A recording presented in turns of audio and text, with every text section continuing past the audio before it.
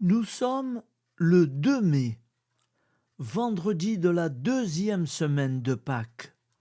L'Église fête Saint Athanase, évêque et docteur de l'Église décédé en 373, et Saint Joseph-Marie Rubio Peralta, prêtre décédé en 1929.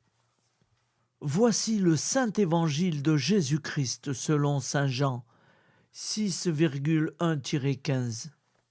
En ce temps-là, Jésus passa de l'autre côté de la mer de Galilée, le lac de Tibériade.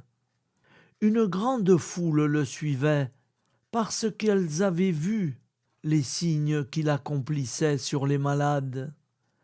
Jésus gravit la montagne et là, il était assis avec ses disciples. Or, la Pâque, la fête des Juifs, était proche. Jésus leva les yeux et vit qu'une foule nombreuse venait à lui. Il dit à Philippe : « Où pourrions-nous acheter du pain pour qu'ils aient à manger ?» Il disait cela pour le mettre à l'épreuve, car il savait bien, lui, ce qu'il allait faire. Philippe lui répondit : « Le salaire de 200 journées ne suffirait pas pour que chacun reçoive un peu de pain. » Un de ses disciples, André, le frère de Simon-Pierre, lui dit : « Il y a là un jeune garçon qui a 5 pains d'orge et 2 poissons. Mais qu'est-ce que cela pour tant de monde ?» Jésus dit : « Faites asseoir les gens. » Il y avait beaucoup d'herbe à cet endroit. Ils s'assirent donc au nombre d'environ 5000 hommes. Alors Jésus prit les pains et après avoir rendu grâce, il les distribua aux convives. Il leur donna aussi du poisson, autant qu'ils en voulaient.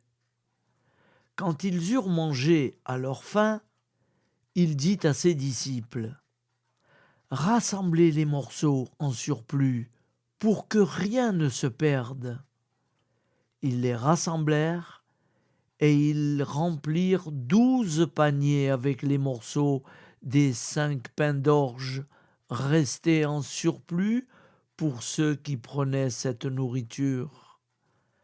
À la vue du signe que Jésus avait accompli, les gens disaient : « C'est vraiment lui le prophète annoncé, celui qui vient dans le monde. » Mais Jésus savait qu'ils allaient venir l'enlever pour faire de lui leur roi.